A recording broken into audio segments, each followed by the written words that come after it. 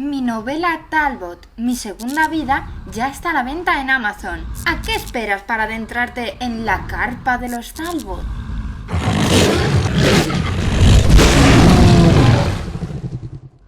En este vídeo vamos a tratar la creación psicológica de los personajes.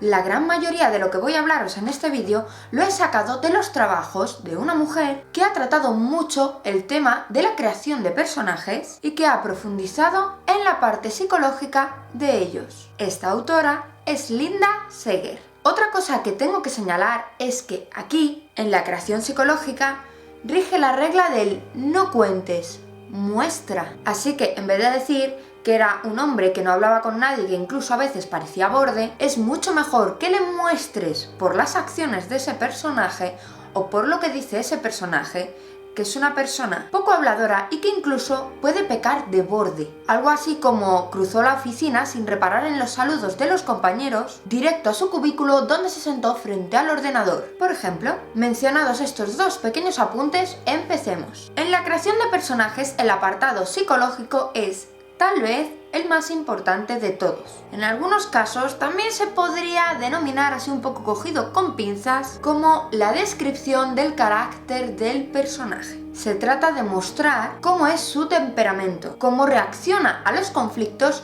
qué tipo de personalidad tiene. Debemos saber, por ejemplo, si es un personaje tímido, si es un personaje cobarde o arrojado, si le cuesta afrontar dificultades o, por el contrario, se come el mundo. Es vital diseñar una personalidad coherente, que su sistema de valores sea estable. No vale que un personaje que tiene una forma de ser muy definida haga una cosa y al rato la contraria sin que haya habido un motivante que lo justifique, algo que le haya hecho comportarse de esta otra forma. Por ejemplo, tenemos a un personaje que tiene una memoria fotográfica, de esta gente que ve algo y lo retiene muy bien en su cabeza. Imaginaos que ese personaje, a mitad de la historia, no recuerde un rostro o una imagen concreta que ha visto específicamente, que ha ojeado, en la que se ha fijado bien. Esto, el que no haya retenido ese rostro o esa información que encima ha mirado específicamente, no sería coherente en este tipo de personaje, a menos que le haya ocurrido algo que haya motivado que no pueda recordarlo. Por ejemplo, que haya tenido un accidente o que le hayan borrado la imagen de la cabeza con poderes, algo que justifique el por qué ese personaje que habitualmente hace eso no ha sido capaz de hacerlo ahora. Los lectores, y esto lo digo mucho, tienen que sentir que el personaje es verosímil. Ojo, no realista, son un poco términos distintos, verosímil, que se lo pueden creer. Y por supuesto que actúa de forma coherente, de forma lógica, porque si no, de lo contrario, los lectores no lo sentirán creíble.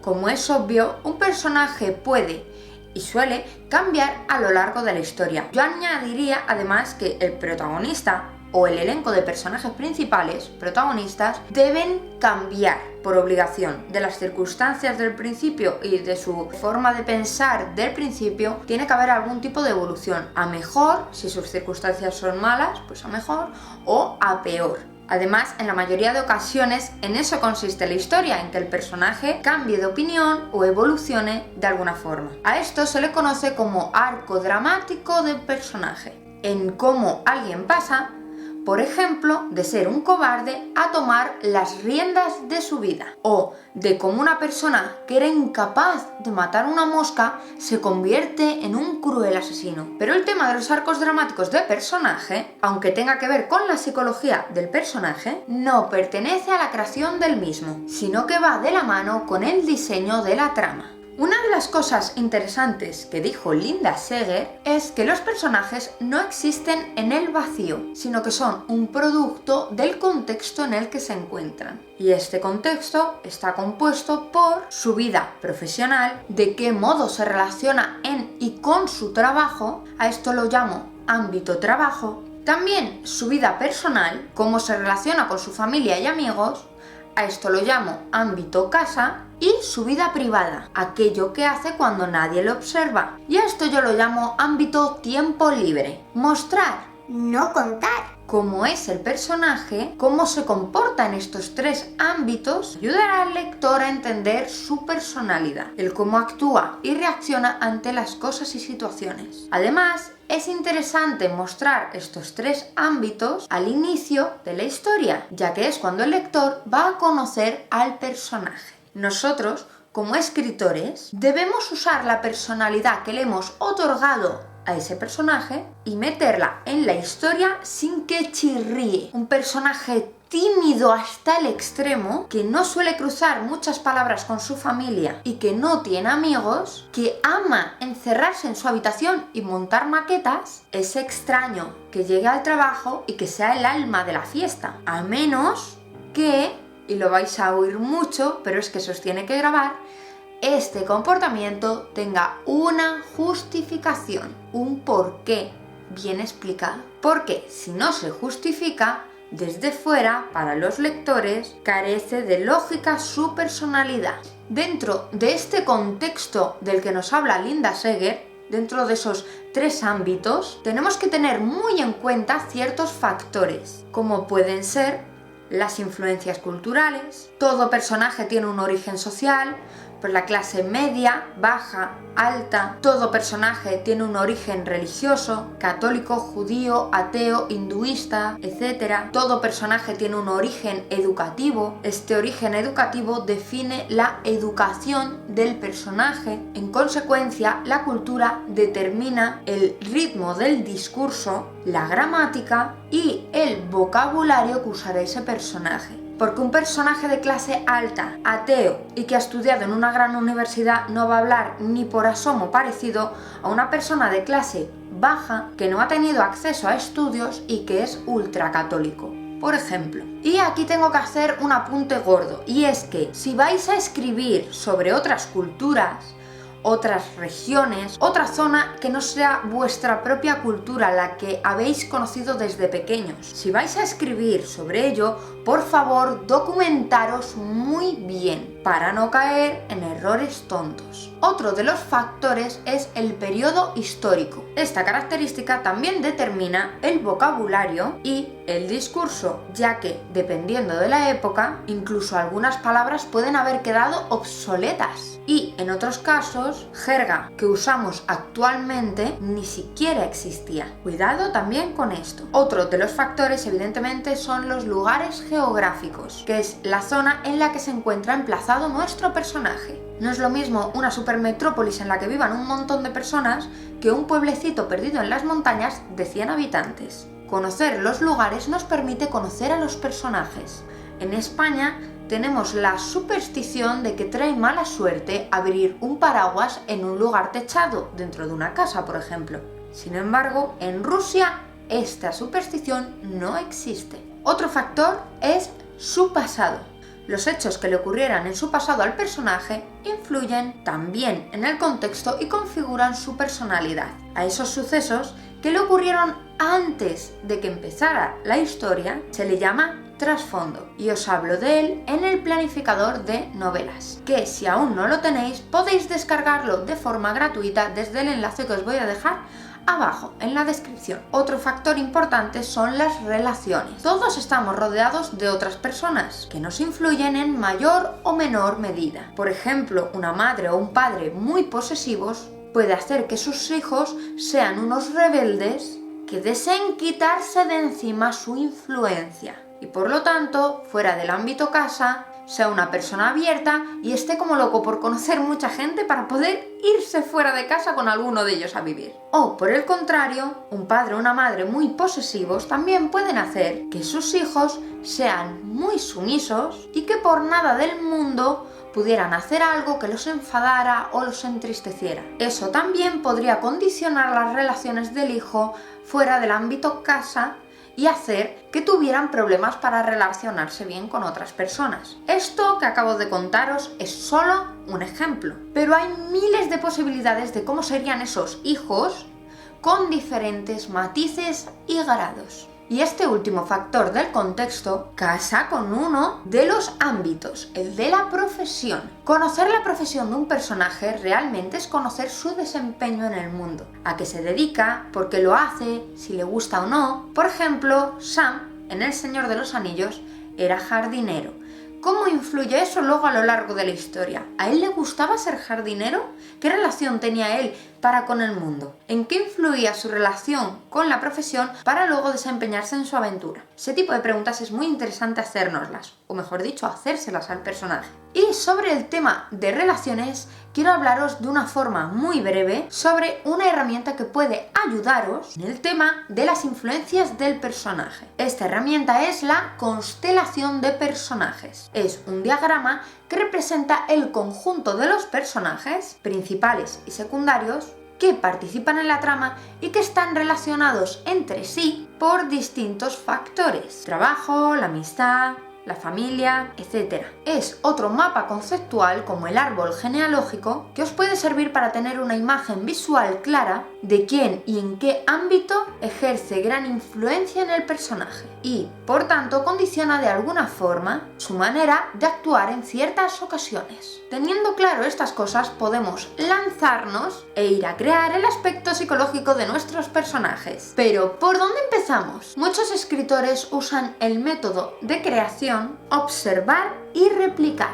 Ellos se dedican a ver cómo se comportan, cómo actúan y cómo se enfrentan a las circunstancias las personas que les rodean, y de ahí crean unos patrones y unas fichas donde ir encajando a sus personajes. Esto requiere un grado de paciencia y de observación que no todo el mundo está dispuesto a invertir. Por ello, os voy a mencionar algunas catalogaciones ya hechas de la personalidad en las que podréis escarbar para conseguir tener perfiles psicológicos que usar en vuestros personajes. Tenemos la dicotomía filosófica y literaria de Nietzsche. Este filósofo nos habla de dos tipos de personalidad: la apolínea y la dionisíaca, que toman su nombre de los dioses griegos Apolo y Dionisos. El primero, una personalidad racional, equilibrada, y la segunda, una personalidad instintiva, pasional.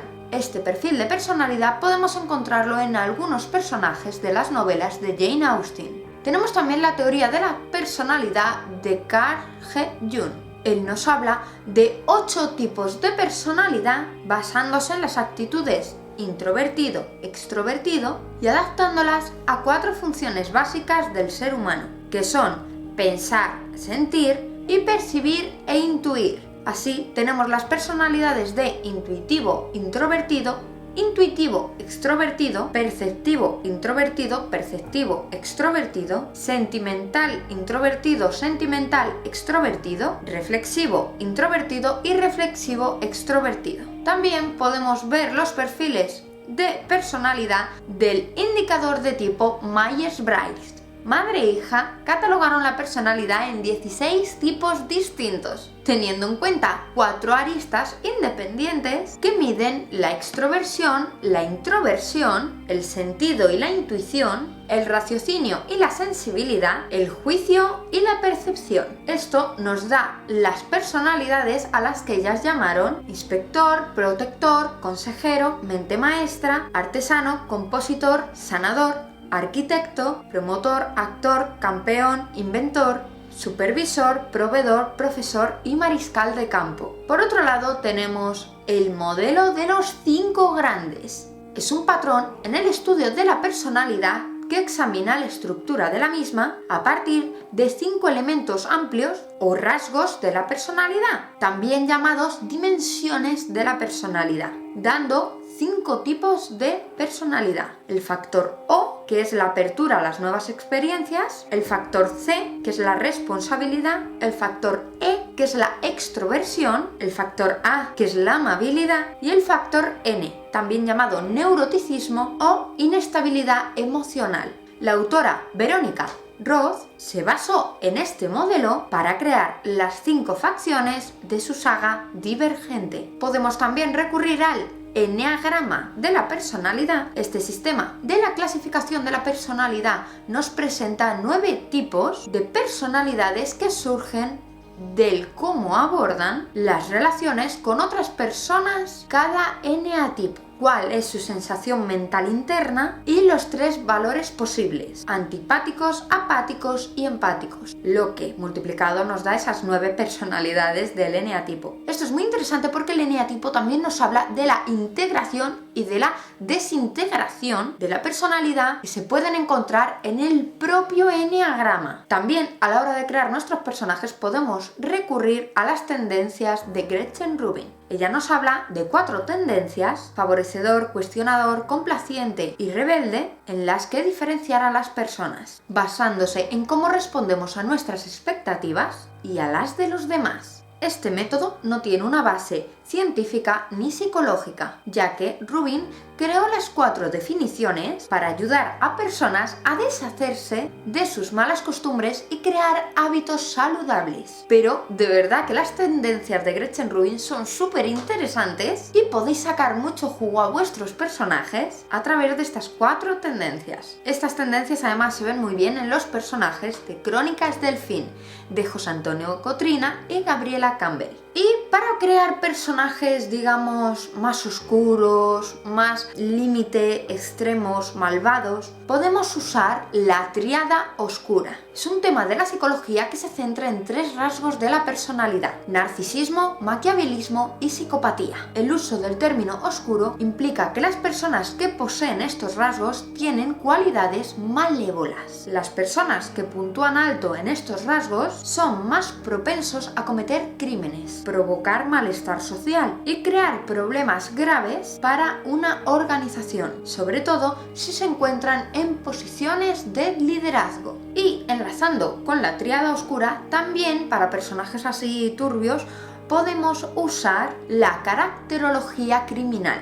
La tipología caracterológica estudiada por Lessen plantea una clasificación total de 8 perfiles de carácter, basándose en 3 patrones: emotivo, no emotivo, activo, inactivo, primario o secundario. Así tendríamos los perfiles de carácter nervioso, apasionado, colérico, sentimental, sanguíneo, flemático, amorfo y apático. Pero al final todo se basa en el yo soy yo y mis circunstancias de Ortega y Gasset. En este caso, en el yo soy yo y mis circunstancias de cada personaje. Y esto no debemos olvidarlo cuando trabajemos los conflictos de los personajes, que, como hemos dicho antes, los personajes cambiarán a lo largo de la historia. Y un personaje que veía algo blanco al inicio puede terminar viéndolo de cualquier otro color. La mente del personaje evoluciona, avanza, la del lector la acompaña y en ocasiones también avanza la suya. Joseph Campbell decía que la evolución del personaje es el cambio final que se produce en el protagonista como resultado de las decisiones que haya tomado el héroe al enfrentarse con las fuerzas adversas en su viaje en busca del objeto que restaurará su equilibrio perdido. Esto, como ya sabéis, tiene que ver con el esquema actancial, del que os hablé en otro vídeo y que os dejo por aquí por si aún no lo conocéis. Pero volvamos y subrayemos lo de el cambio como resultado de las decisiones que haya tomado. Nuestros personajes a lo largo de la historia van a ir tomando decisiones que van a ir cambiando no solo la situación en la historia, sino su propia psique. Tomemos a un personaje clásico conocido, Edipo. Él, a lo largo de su historia, toma unas decisiones. Mata al rey, se casa con la viuda del rey, se convierte él mismo en rey, tiene hijos con esta viuda. Edipo decide qué ir haciendo según se le presentan las distintas situaciones. Al final, Edipo llega a su momento de anagnórisis cuando descubre que el rey al que él mismo mató era su propio padre, y que la viuda de este con la que él se ha casado es su propia madre. Y no solo eso, es que ha tenido hijos con ella. Ante la monstruosidad de sus actos, Edipo se arranca los ojos de la cara y decide llevar una vida errante el tiempo que le quede. Edipo eligió, y sin saberlo estaba eligiendo mal.